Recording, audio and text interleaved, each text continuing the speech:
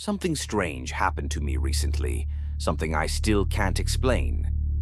Every time I think about it, my chest tightens and my skin prickles with cold dread. It all started a few weeks after we moved into a quiet, ivy-covered house on the outskirts of Ashcroft, a sleepy New England town with more cemeteries than schools. My parents, younger brother, and I had relocated there from Chicago, craving peace, or at least a break from city life. The house was old, built in 1894, with creaky floors, tall windows, and a massive, dusty basement we used to store extra furniture and boxes. My mother insisted the basement was practical, but I hated it. The air down there felt too still, too heavy, as if the place had been holding its breath for decades. That night, we were preparing dinner for my fiancé, Nathan, and his family, who were coming over for the first time. Everything had to be perfect. While setting the table, my mom handed me a black trash bag filled with unused decorations and told me to drop it off in the basement. I hesitated. I didn't want to go down there, but I smiled and agreed. The stairs creaked under my feet. The basement light flickered as I stepped onto the cold stone floor. Just as I took a few steps in, the door behind me slammed shut. I jumped. Just the wind, I told myself. Old house, old door.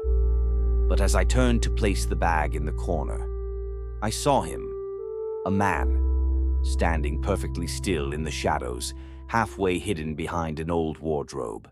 His eyes were unnaturally wide, and he stared at me with an expression that sent ice through my spine. I couldn't make out his features clearly. He looked like a smudge in a dream. I froze, then blinked. He was gone. I rushed upstairs, heart pounding, and tried to shake it off. I told myself it was just the stress, just nerves. After all, meeting your fiancé's family is no small thing. Later, in my room, I sat down to rest, thinking a short nap might help. My eyelids grew heavy, and before I knew it, I dozed off. In the man from the basement, still, watching, silent. I blinked hard, rubbed my eyes, still there. I whispered a prayer, any words I could think of. I was terrified. My body was frozen. Then, my dad burst into the room. He found me pale and shaking, my hands clenched in fear. I told him everything. He tried to calm me. "You're overwhelmed," he said gently. "Moving, planning the wedding, new house, it's a lot. Rest, okay?" His voice was soothing. I wanted to believe him. That evening, Nathan and his parents arrived.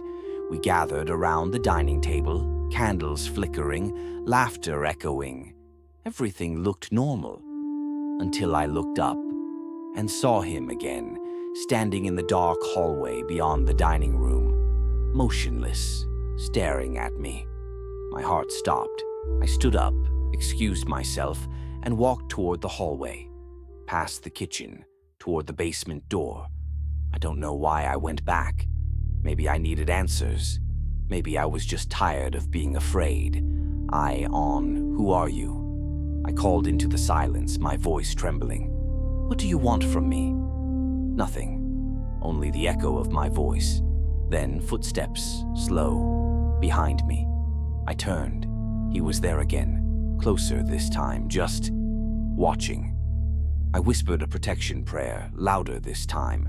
Still, he moved forward. No sound, just eyes, pitch black, no whites, no soul. I heard my mother's voice calling me from upstairs, but I couldn't move. He stepped closer. Then, my father's voice, louder. "She must be in the basement."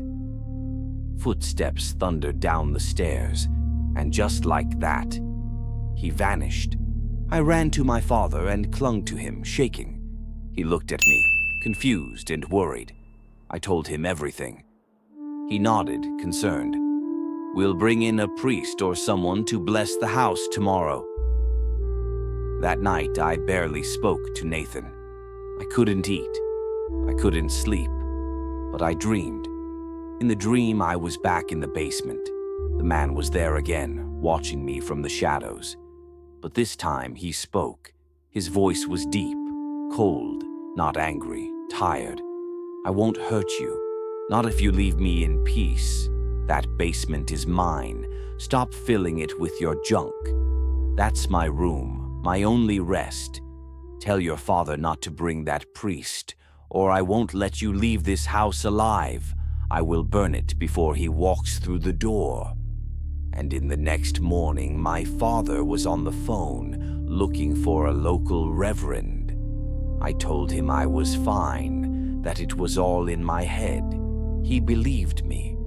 But that night I told my mother everything and begged her not to go to the basement again. She agreed. Since that day I haven't seen the man again. But the house changed.